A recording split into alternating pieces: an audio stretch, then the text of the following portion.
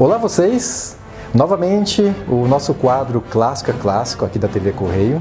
Hoje nós estamos fazendo a segunda parte da conversa com o Saulo Adami, que está daqui do meu lado. Nós estamos aqui em Curitiba, então é um Clássico é Clássico meio internacional, né? Saímos de Guarapuava e viemos para Curitiba para encontrar com o Saulo. Agradecemos muito pela recepção dele, aqui no apartamento dele aqui em Curitiba nos recebendo. O Saulo é considerado um dos maiores pesquisadores do Brasil sobre a franquia Planeta dos Macacos. Inclusive, aqui a gente tem uma pequena história do Saulo, da sua pesquisa. Esse primeiro livro, né, Saulo, que demorou 18 anos, né, para ser realizado. Depois o Saulo publicou esse daqui, o Diários de Hollywood. Até esqueci de falar que o único humano bom é aquele que está morto, que é uma frase, né, de um dos personagens do Planeta dos Macacos.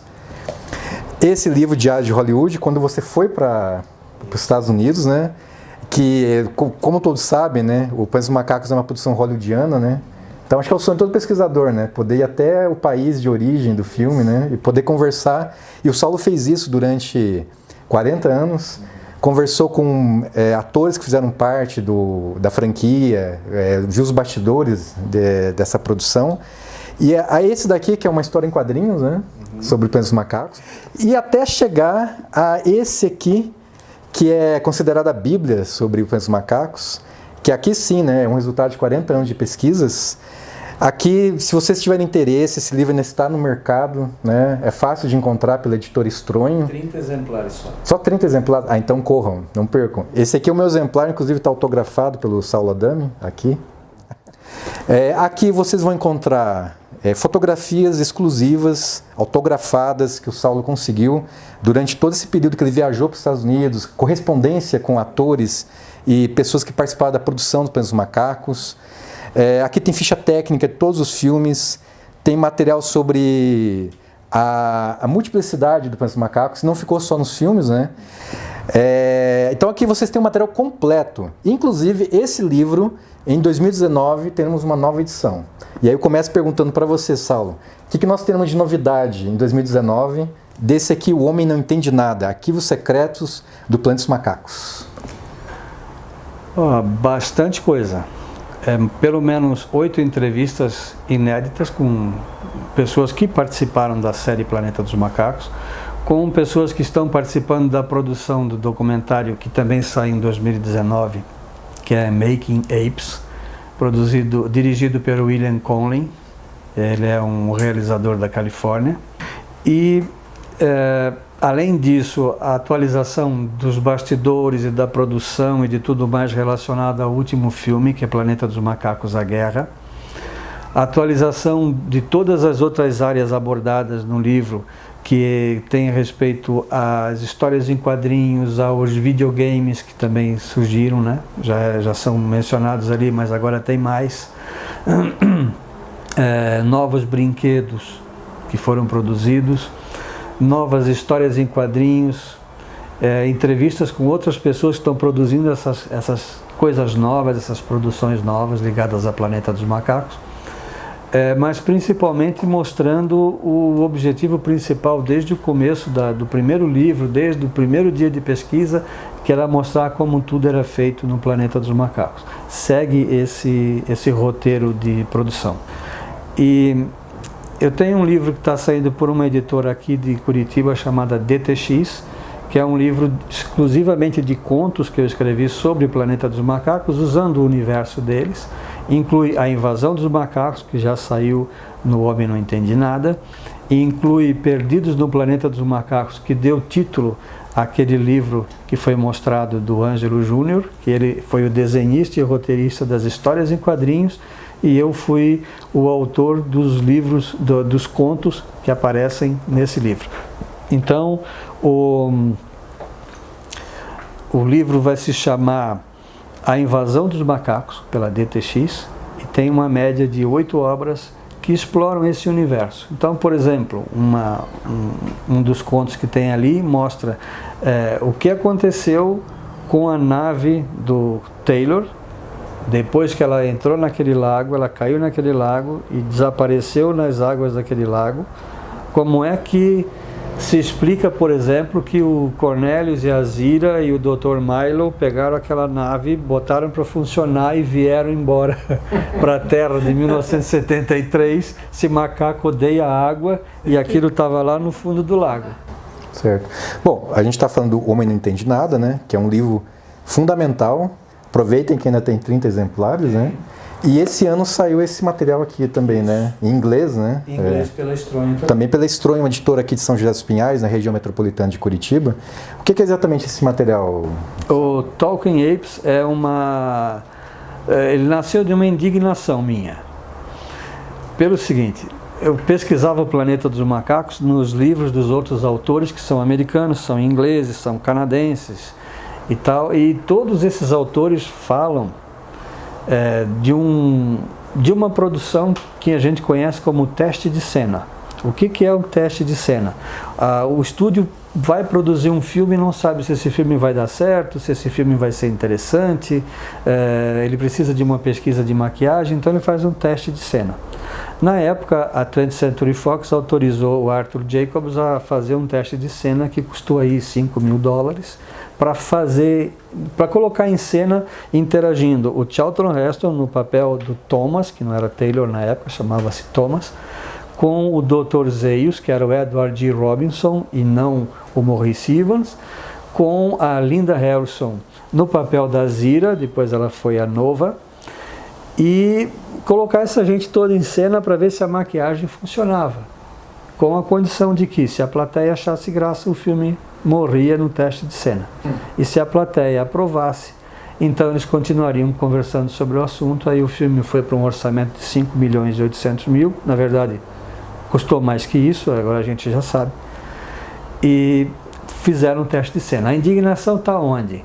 Cada vez que eu abria um livro de fora, um livro americano, que os autores moram lá, têm acesso, como eu tive a Marymount e a outros lugares, eles colocavam uma linha, um parágrafo, uma página, 2 páginas sobre o teste de cena. E eu decidi fazer esse livro já em 1999, quando eu tive acesso aos arquivos do Arthur Jacobs na Califórnia, levado pela Natalie Tronde, como nós conversamos antes, e no meio de mundo de coisas que tinha lá, daquelas 64 caixas de documentos, tinha uma cópia do roteiro do teste de cena. Eu fui ler aquilo ali e não era o teste de cena que eu tinha visto. Não era exatamente aquilo que eu tinha assistido. Ele era diferente, o roteiro. Então eu pedi autorização lá, comprei essa cópia, trouxe embora e comecei a desenvolver esse trabalho. Como eu não tive oportunidade de fazer a produção do livro do teste de cena no Brasil antes da produção do Homem Não Entende Nada, eu pensei, bom, isso deu origem a tudo, então eu vou começar o Homem Não Entende Nada contando a história do teste de cena. Aí foi o que eu fiz. Então eu publiquei o roteiro que estava na biblioteca de Marymount, que é o roteiro que não foi filmado, só parte dele. Porque o que foi filmado hoje as pessoas têm acesso. Eu só tive acesso ao filme do teste em 1998, porque foi quando ele foi, aliás, 95, quando eu consegui uma cópia, pirata, né? Óbvio, não sei de onde que veio isso, mas eu consegui uma cópia para poder assistir. E em 98, a Fox lançou a série toda em DVD, do Planeta dos Macacos, remasterizada e tal. Aí entrou o teste de cena, que eu já conhecia. Então eu construí esse livro da seguinte maneira: a primeira parte dele é a produção desse teste de cena, o que aconteceu durante a produção, como é que fizeram a maquiagem, quem são os atores que estão nele, né? Tudo relacionado a isso. E a segunda parte do livro, já que seria produzido um livro e esse tema não daria um volume adequado ou ideal para ser um livro independente, eu juntei a segunda parte chamada Minha Vida no Planeta dos Macacos, que nessa parte eu conto essas histórias que a gente está contando nessas entrevistas. Como é que eu cheguei nos atores, como é que foi a pesquisa, como é que foi conseguir essas entrevistas com eles, as viagens para os Estados Unidos, os diários de viagem estão aí. Bom, estou vendo aqui tem uma foto de você como o Cornelius, que você conta também aqui, no Homem Não Entende Nada, né? Utilizando roupas e a maquiagem do McDowell. Esse aqui. Essa aí é uma segunda cópia, porque a que eu utilizei aí, ela foi inutilizada, a gente não tem como reaproveitar. Sim. Então eu guardei essa segunda cópia, essa original que eu utilizei durante bastante tempo. Aqui no livro tem essas fotos, né? A gente está com os originais aqui, na casa do Saulo, dele se transformando no macaco, né? Isso. Que eu acho que, não sei se era um sonho seu virar um poder, não? Mas não era. Mas quando eu cheguei na Califórnia em 99, que eu fui apresentado pelo Jeff Kruger ao Bill Blake, que é o maquiador dessa sessão, ele fez 2 perguntas rapidinho. Como é que tinha sido a viagem e que dia que eu gostaria de me transformar em macaco? Não sei, você está falando do quê? Estou falando em passar por uma experiência de sessão de maquiagem como passou Rod McDowell e todos os outros. Eu não esperava pelo convite, mas eu não pensei 2 vezes, quando quiser. Porque ele disse, escrever sobre uma coisa como a maquiagem do planeta dos macacos, ok, mas escrever passando pela experiência é escrever com propriedade, e eu gostaria de lhe dar essa oportunidade. Eu disse, eu não sei como eu te pago isso. Não precisa pagar, eu vou te oferecer, é um presente meu. Disse, ok, então vamos passar por isso. Aí eu acompanhei ele produzir a maquiagem propriamente durante 4 dias. Durante 4 dias eu visitava o galpão, o pavilhão onde ele trabalhava com produção, e eu vi ele criar isto que está aqui, que foi a criação do John Chambers, exatamente igual ao John Chambers criou em 1967, que ele desenvolveu esse conceito aqui no final de semana.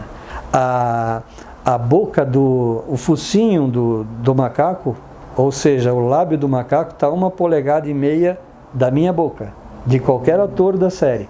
A gente só consegue comer alguma coisa se achar a boca primeiro. Por isso que nos intervalos eles davam espelhinhos.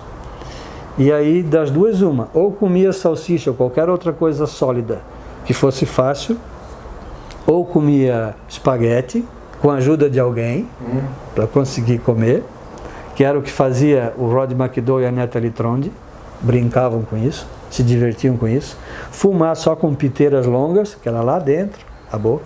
Bom, e todo esse sacrifício valeu a pena, de certa maneira, né? Valeu. Porque a gente teve um clássico do cinema e da ficção científica, que é o Planeta dos Macacos, que é uma história que a gente vê há 50 anos, né? Porque 50 anos. Não foi só o primeiro filme, né? Teve vários desdobramentos, né? Inclusive, nos últimos anos, a gente teve uma trilogia nova. Isso. 3 filmes que foram muito bem de bilheteria, também de crítica. O último foi agora em 2017, né? Isso. Que foi, digamos, o desfecho. Digamos, né? Não sabemos se realmente, né? Não foi. E aí eu queria perguntar isso para você, Saulo. O que a gente pode esperar mais sobre essa mitologia, nessa franquia, o Apes? Eu acho que se pode esperar de tudo. Uma coisa ficou clara, já deram com a língua nos dentes várias vezes, tanto o Andy Serkis, que fez o Caesar, quanto o produtor do filme, que agora me foge o nome, quanto o diretor do filme, que é o Matt Reeves, diretor dos últimos 2. Pelo seguinte, eles disseram em algumas entrevistas que eles já estavam desenvolvendo o 4º e o 5º filmes. Ou que existia potencial para pelo menos mais 2 ou 3 filmes. Ou que eles poderiam, depois da história do 3º filme, porque começou com Planeta dos Macacos, a origem, Planeta dos Macacos, o confronto, e Planeta dos Macacos, a guerra. Depois desse 3º filme, eles poderiam pensar em fazer filmes isolados. Por exemplo, o que acontece com o Maurice, que é o líder dos macacos, depois da morte do Caesar, vai ser o Maurice, pelo conhecimento que ele tem, ele é o professor das gerações novas, vai com ele. Bom, sobreviveu mais quem? Tem um filho do Caesar, que sobreviveu, então pode ter a história do futuro Cornelius. Isso pode levar a muitas e muitas produções. Eu apostei em 9, Pois tem 3 trilogias. Continuo mantendo a minha ideia de 3 trilogias. O problema é o seguinte, é que elas demoram demais. São 2 anos para produzir um filme como esse, porque eles passam muitíssimo mais tempo em sala de edição e trucagem do que filmando qualquer coisa. O Planeta dos Macacos, em 1968, teve 45 dias de filmagem, mais ou menos do mês de abril até o mês de julho, dentro desse espaço, né? E foi um filme que ficou pronto só no outro ano que ele foi lançado, só oficialmente 8 de fevereiro na Costa Leste, e em abril na Costa Oeste, em Los Angeles. E aí então foi o lançamento mundial dele. Mas veja que levou tempo, né? Levou mais de meio ano até que ele conseguisse chegar ao cinema. E esses aqui levam tempo demais. A pré-produção é grande. Eu acho que falta muita inspiração para os roteiristas, falta muita história. Eles simplificam demais, alongam demais e às vezes simplificam demais. Eu vou te dar um exemplo de uma cena clássica. O último filme da série, nós tivemos o confronto de 2 exércitos humanos. O que acontece quando os 2 exércitos se encontram? Tem uma avalanche e mata os 2. Qual é a razão de botar uma imagem, uma cena dessas num filme como O Planeta dos Macacos, que não tem nada que contar a história de humanos? E como o segundo foi lento demais, pode observar, eles estão na floresta, aí vem aquele humano xarope, que quer negociar com ele 3 vezes a questão da água. Quem assistiu esse filme sabe do que eu estou falando. Eu não vou entregar a história toda, mas sabe do que eu estou falando. Sai daqui, dizia o César, lá ia o cara embora. 2 cenas depois o cara está de volta. Pois é, mas a água, sai daqui. 3, 4 cenas, de volta. Falta criatividade. Quando eu assisti a Planeta dos Macacos, a Guerra, que começou aquela cena na praia, a estátua. Vão achar a estátua. Ou a nave vai estar na água. Nada. Então eles ficaram blefando. Vai ter continuação. Vai ter mais histórias. Talvez não a partir de onde parou. Mas vai ter, porque tem espaço. Tudo bem, Saulo, Adami. Muito obrigado por nos receber aqui nesse episódio do Clássico é Clássico sobre o Planeta dos Macacos.